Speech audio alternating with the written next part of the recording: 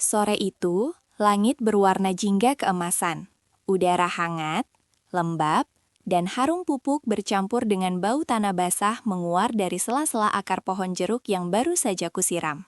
Tanganku penuh noda, bajuku basah oleh keringat, tapi hatiku tenang. Beginilah hidupku sejak setahun terakhir. Sendiri di gubuk kecil, ditemani kebun dan sepi yang kadang terasa seperti sahabat, kadang seperti musuh. Namun semua berubah sore itu. Saat aku beranjak ke bagian barat kebun, tempat pohon-pohon jeruk yang lebih tua dan rindang, aku melihat sesuatu yang tak biasa.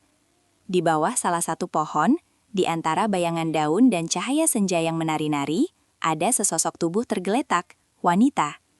Aku sempat membeku, tak yakin apakah yang kulihat nyata atau cuma bayang imajinasi yang muncul karena kesepian. Perlahan kudekati dia.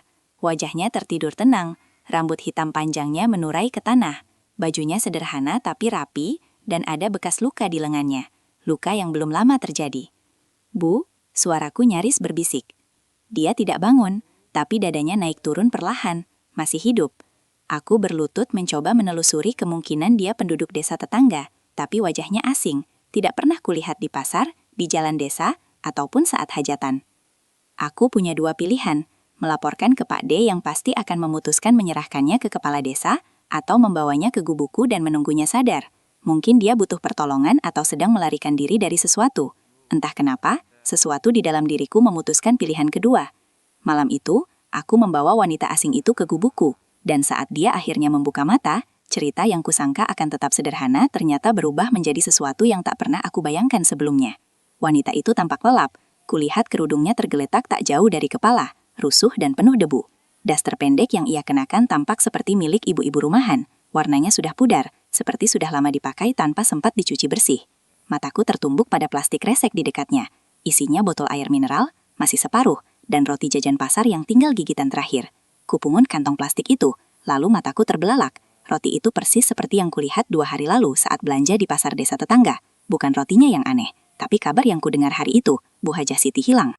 Kabar itu diucapkan lirih, namun heboh dari mulut ke mulut. Bu Hajah, istri Pak Haji Munawir, juragan tanah dan pemilik toko bangunan terbesar di desa sebelah, dikabarkan meninggalkan rumah tanpa jejak. Ada yang bilang dibawa jin, ada yang bilang kabur dari suaminya, bahkan ada yang bersumpah melihatnya naik mobil ke arah kota. Tapi semua masih simpang siur. Dan sekarang wanita ini tidur di kebunku, seperti pelarian, membawa bekal seadanya. Dan jika kulihat lebih saksama, wajahnya memang mirip foto Bu Hajah yang sempat kulihat di selebaran tempel di tembok pasar. Jantungku mulai berdebar tak karuan. Apa benar ini Bu Hajah Siti? Tapi kenapa beliau bisa sampai di sini, sendirian di kebunku yang terpencil dan jauh dari mana-mana? Kalau benar ini Bu Hajah, berarti aku sedang menyembunyikan istri orang. Istri seorang haji pula. Bisa gawat. Namun sebelum pikiranku makin liar, wanita itu menggeliat pelan. Matanya berkedip perlahan, lalu membuka sepenuhnya. Tatapan kami bertemu. Dalam sorot matanya ada rasa takut, tapi juga kelelahan. Mungkin juga sedikit harapan. "Ah, aku di mana?" Suaranya serak, pelan, tapi cukup jelas. Aku menelan ludah, tanganku masih memegang plastik resek miliknya. "Ini kebun milik Pak Dek Bu. Ibu gak apa-apa?" Tanyaku hati-hati. Dia memandangi wajahku sejenak, lalu menunduk, lama. "Maaf, aku gak bisa kembali ke sana. Tolong jangan bilang siapa-siapa aku ada di sini," bisiknya pelan. Nyaris seperti doa.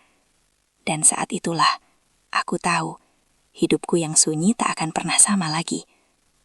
Aku duduk bersila tak jauh dari tempat Bu Hajah bersandar. Kuberikan segelas air putih yang kupunya di kendi tanah liat. Dia menerimanya dengan tangan gemetar. Wajahnya sayu, matanya sembab, entah karena lelah atau terlalu banyak menangis.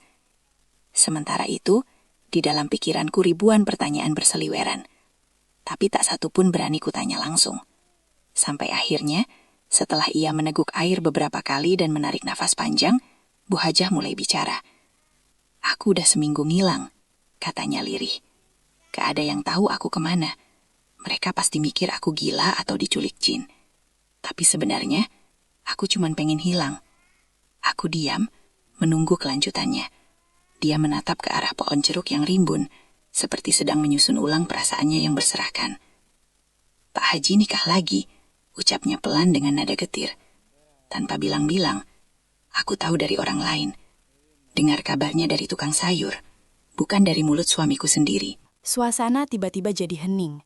Angin sore bertiup pelan, menggerakkan dedaunan, dan suara serangga mulai terdengar dari kejauhan. Sakit, Nak. Rasanya kayak dikhianatin habis-habisan.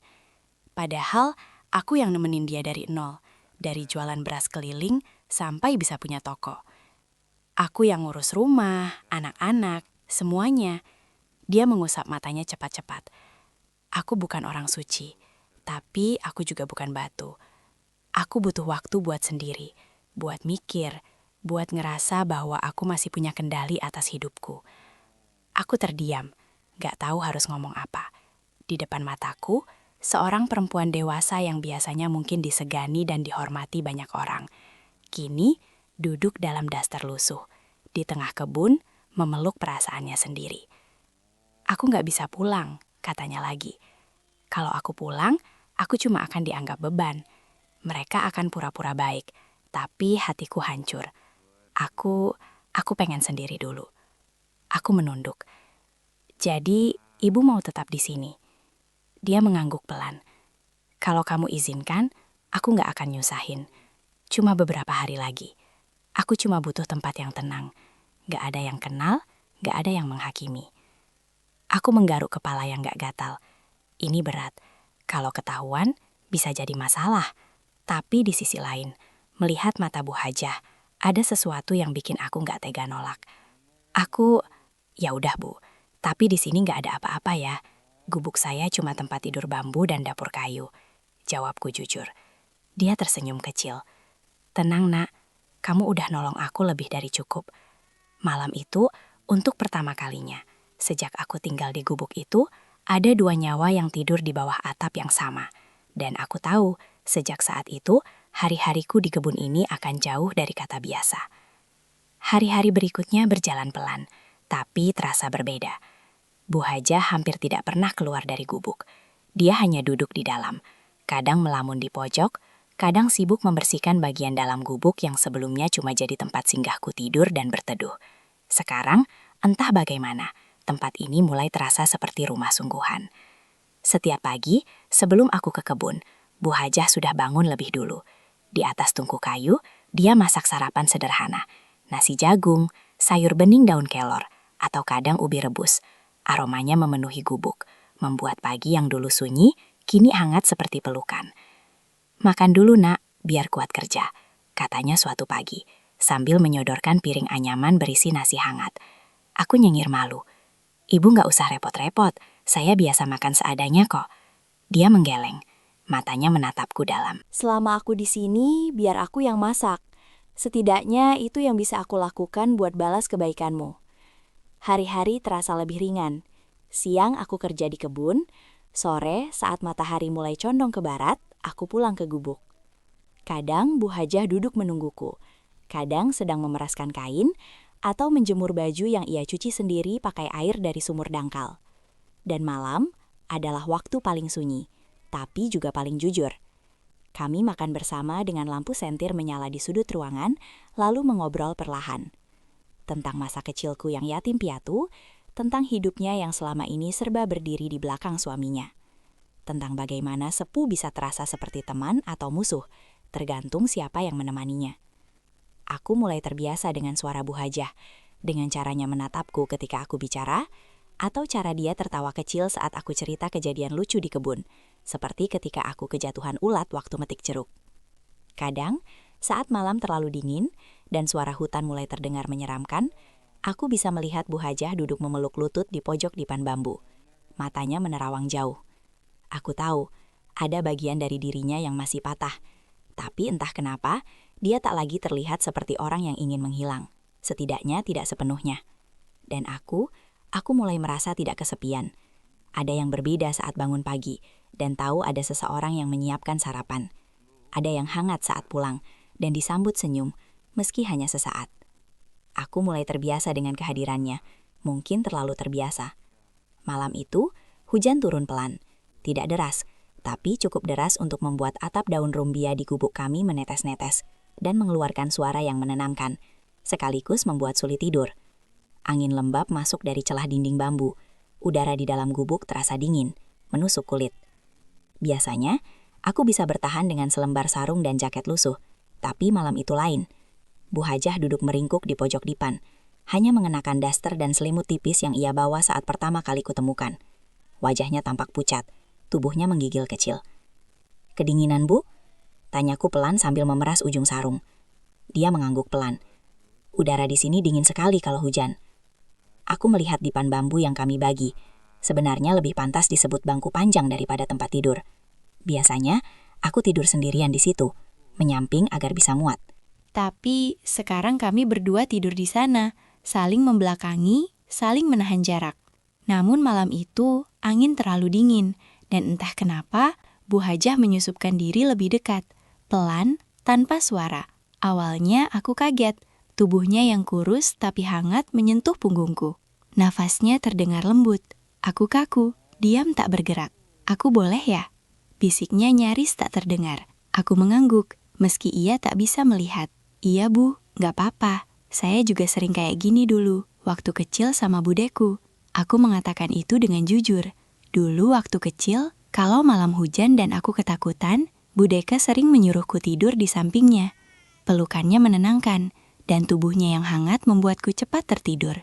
Dan sekarang, rasa itu hampir sama, tapi hanya di awal. Semakin lama kami berbaring dalam keheningan yang basah dan dingin itu, ada yang berubah.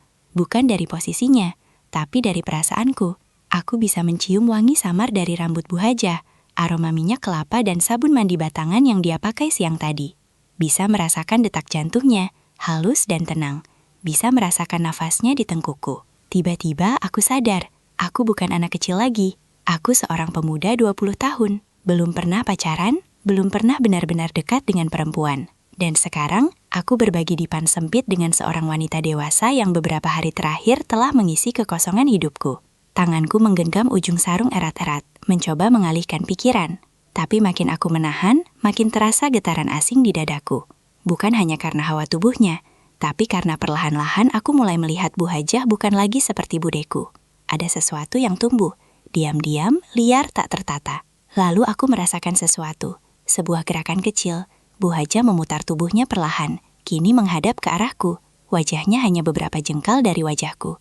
Mata kami bertemu dalam remang lampu sentir yang nyaris padam. Tak ada kata yang keluar, tapi dari caranya memandangku, ada sesuatu yang juga berubah darinya.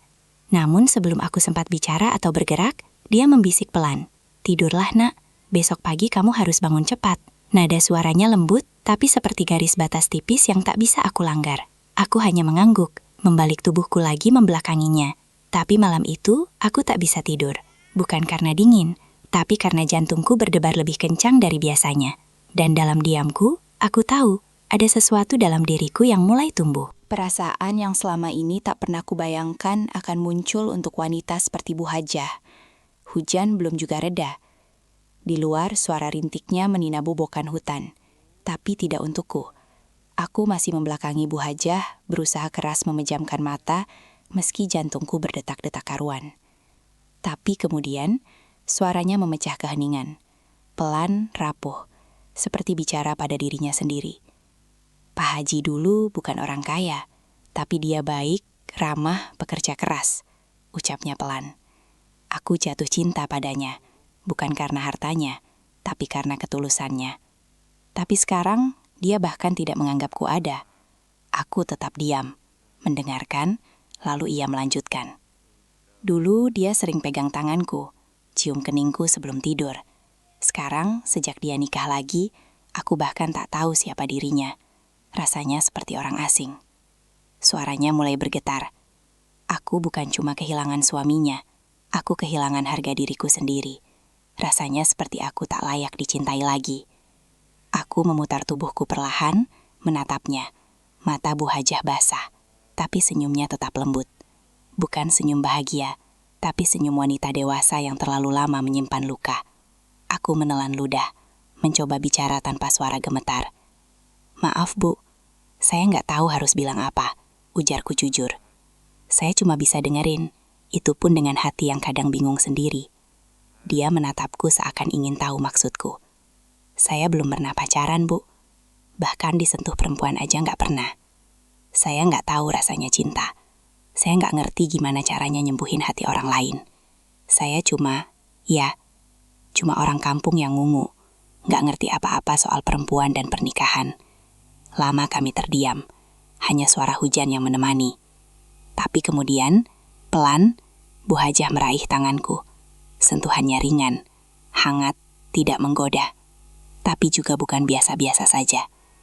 "Justru itu," katanya pelan. Matanya masih menatapku. "Kamu beda. Kamu jujur. Kamu bersih." Aku menunduk, tak sanggup membalas tatapan itu terlalu lama. Perlahan, ia menyandarkan kepalanya di pundakku. Tubuhnya terasa ringan, tapi ada beban berat yang ia letakkan bersamaku malam itu. Mungkin bukan tubuhnya, tapi hatinya. Aku tak tahu harus apa, tapi aku biarkan saja. Biarkan malam itu menjadi saksi keheningan kami yang saling menghangatkan. Tanpa janji, tanpa arah. Hanya dua manusia yang merasa sepi, lalu dipertemukan oleh hujan dan luka yang belum sembuh. Dan untuk pertama kalinya dalam hidupku, aku merasa dibutuhkan. Pagi itu, hujan semalam menyisakan tanah yang lembab, dan udara sejuk mendusuk tulang.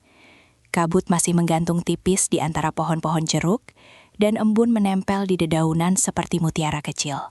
Aku bangun lebih pagi dari biasanya. Mungkin karena semalam aku tak tidur nyenyak, atau mungkin karena aku tahu hari ini aku harus ke pasar. Tapi bukan cuma karena tugas, melainkan karena untuk pertama kalinya, aku pergi meninggalkan seseorang yang kini menunggu kepulanganku. Saat aku bangkit dari dipan, Bu Hajah masih tidur. Dia meringuk dengan selimut tipis menutupi sebagian tubuhnya. Rambut hitamnya sedikit berantakan, dan wajahnya terlihat lebih tenang dari biasanya. Aku memandangi sebentar, lalu bangkit pelan menyalakan api di tunggu merebus air dan menghangatkan sisa ubi rebus untuk sarapan. Ketika ia terbangun, matanya langsung menangkap sosokku yang duduk di depan tunggu. Ia tersenyum kecil, tapi aku bisa merasakan hawa canggung menyelimuti kami. "Pagi," sapanya pelan. "Pagi, Bu." Kami makan dalam diam. Tak seperti biasanya, kali ini tak banyak obrolan. Mungkin karena semalam terlalu banyak hal yang terasa. Walau tak diucap, tapi sebelum aku pergi, aku bicara. "Bu, saya mau ke pasar sekalian jual beberapa hasil kebun. Mau beli kebutuhan gubuk juga.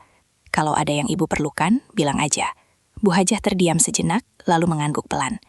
"Terima kasih, Nak, tapi jangan terlalu banyak keluar uang buat saya." Aku menggeleng. "Saya nggak keberatan, Bu. Ibu sekarang tinggal di sini. Ya wajar kalau saya bantu. Saya juga mau beliin baju ganti buat Ibu. Daster yang itu udah terlalu tipis." Kulihat wajahnya memerah sedikit. Ia menunduk, suaranya nyaris pelan.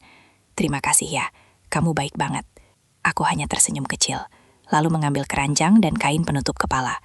Saat hendak melangkah keluar dari pintu bambu, ia berkata pelan dari belakangku, "Hati-hati di jalan. Jangan lama-lama. Saya tunggu kamu pulang." Kalimat itu sederhana, tapi menancap dalam di dada. Sepanjang jalan menuju pasar, kaki ini ringan melangkah. Angin menerpah wajah. Matahari pagi menyelinap di selapah pohonan. Dan untuk pertama kalinya dalam hidupku, aku merasa menjadi lelaki sejati. Ada seseorang yang menungguku pulang. Bukan pade, bukan bude, tapi seorang wanita yang mengisi ruang sunyi di gubuk bambu itu. Aku tersenyum sendiri di tengah jalan setapak, membawa hasil jeruk dalam karung, dan rasa hangat yang tak bisa dijelaskan dengan kata-kata. Dan hari itu, pasar terasa berbeda. Mentari mulai condong ke barat saat aku kembali dari pasar. Keranjang di pundak terasa berat. Bukan cuma karena berisi kebutuhan dapur dan beberapa pakaian yang kubeli, tapi juga karena dada ini penuh harap dan deg-degan. Entah kenapa, langkah kakiku jadi lebih cepat dari biasanya. Sesampainya, di dekat gubuk, aku melihat asap tipis keluar dari tunggu. Hati ini langsung hangat. Bu Hajah sedang menyiapkan sesuatu. Begitu aku masuk, Bu Hajah sedang membalik gorengan di atas wajan tanah. "Lihat," Ia menoleh dan tersenyum. Senyum kecil yang terasa seperti rumah. Mas sudah pulang, sapanya ringan. Aku refleks terdiam. Mas, biasanya ia memanggilku, nah, seperti Bude memanggilku dulu. Tapi sekarang ada yang berubah. Aku menaruh keranjang sambil memandangnya. Tadi Bu Haja memanggil apa? Wajahnya memerah. Matanya langsung menunduk ke wajan. Itu memanggil Mas aja. Aku diam, menunggu penjelasan. Jantungku mulai tak karuan. Lalu ia menjawab, pelan, sambil terus mengaduk gorengan. Soalnya, aku jadi merasa lebih muda, Mas. Entah kenapa, sejak semalam rasanya seperti bukan Bu Haja lagi. Aku menatapnya lama, tak percaya apa yang baru ku dengar. Dia bicara tanpa menoleh, tapi aku tahu pipinya pasti memerah.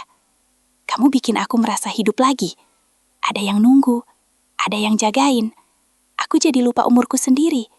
Aku mendekat, menyerahkan plastik berisi dahis terbaru yang kubeli di pasar. Warnanya lembut, motifnya sederhana tapi manis. Ini buat ibu. Maksudku, buat kamu. Kataku setengah bercanda. Ia menoleh sebentar lalu tertawa kecil. Wah, cantik ya. Makasih, Mas. Mendengar panggilan itu lagi. Rasanya aneh, tapi aku suka. Seolah aku bukan lagi bocah yang lugu, tapi lelaki yang penting buatnya. Malam itu, kami makan bersama seperti biasa. Tapi ada yang berbeda dalam tatapannya. Dalam caranya menyuap makanan ke mulut, dalam cara ia sesekali mencuri pandang padaku, lalu buru-buru mengalihkan mata. Dan aku pun mulai sulit membedakan antara rasa ibah, kasih sayang, dan rasa lain yang perlahan tumbuh diam-diam. Di bawah lampu sentir yang temaram, untuk pertama kalinya aku merasa wanita di hadapanku, bukan hanya sosok yang kutolong, tapi seseorang yang membuatku ingin selalu pulang. Malam datang pelan-pelan, membawa suara jangkrik, dan disir angin yang mengelus di daunan jaruk di luar gubuk. Aku sedang memperbaiki atap yang bocor sedikit dengan tambalan anyaman daun kelapa. Sementara dari dalam terdengar suara Bu Hajah tertawa kecil, sesuatu yang jarang kudengar darinya. Ringan, ceria, seolah malam ini bukan di tengah kebun sepi, tapi di rumah kecil yang hangat. Mas, panggilnya dari dalam. Lihat dong, cocok nggak? Aku menoleh, dan detik itu juga napasku nyaris berhenti. Bu Hajah berdiri di ambang pintu bambu, mengenakan das terbaru yang kubelikan siang tadi. Warna biru muda itu membingkai tubuhnya yang ramping, sederhana tapi indah. Rambutnya dibiarkan terurai separuh, tidak lagi dikekang kerudung. Wajahnya bersih, polos, dan senyumnya, aduh, Masya Allah. Gimana? Tanyanya lagi, sedikit malu-malu. Kekecilan ya? Aku menelan ludah, buru-buru mengalihkan pandang. Enggak kok, pas, cantik banget. Dia tertawa kecil. Mas ini, jangan godain orang tua. Aku geleng pelan, menunduk. Saya nggak godain, cuma bilang yang saya lihat. Kami makan malam bersama. Obrolannya ringan, tapi penuh senyum dan pujian yang saling terselip. Kadang kami tertawa karena hal sepele, kadang hanya saling pandang lalu diam. Tapi dalam diam itu ada banyak makna yang nggak perlu diucap. Setelah makan, kami duduk berdampingan di depan kayu, menatap lampu sentir yang sesekali berkelip di tiup angin. Lalu tanpa sengaja lenganku menyentuh lengannya, hangat, lembut. Dia tidak menarik diri, aku juga tidak menjauh. Malah, entah siapa yang duluan, kami makin mendekat. Bahunya kini menyentuh bahuku. Nafas kami jadi lebih berat, tapi tak ada yang bicara soal itu. Mas, katanya pelan, suaranya serak. Aku senang loh bisa nemu kamu di hidupku, padahal aku lagi kabur, hidup kacau. Tapi kamu bikin aku ngerasa masih berharga. Aku menoleh, dan dia pun menoleh, terlalu dekat. Hidung kami hampir bersentuhan, matanya basah, tapi bukan karena tangis. Mungkin karena sesuatu yang tertahan, aku nyaris bicara, tapi suaraku tercekat. Bu Hajah, kataku akhirnya, lirih. Panggil aku Siti aja mas, bisiknya. Matanya tak beranjak dari mataku. Dan detik itu, dunia rasanya diam. Jantungku berdetak kencang, seolah ingin keluar dari dada. Aku ingin bilang sesuatu, apapun, tapi yang keluar cuma napas berat dan detak jantung yang tak bisa kubohongi. Lalu seperti gerakan refleks, aku memalingkan wajah. Takut, bukan karena tak ingin, tapi karena terlalu ingin. Maaf, kataku pelan, nyaris seperti angin. Dia hanya tersenyum, lalu menyandarkan kepalanya di bahuku. Gak apa-apa mas, aku ngerti. Aku juga ngerasa aneh, tapi nyaman. Kami diam di bawah langit malam yang gelap dan sunyi. Dua tubuh bersandar dalam satu dipan sempit. Tak saling menyentuh lebih dari yang perlu, tapi hati kami sudah saling peluk sejak lama. Dan malam itu, aku tahu, tak ada yang akan sama lagi. Malam makin larut. Di luar jangkrik bernyanyi bersahutan.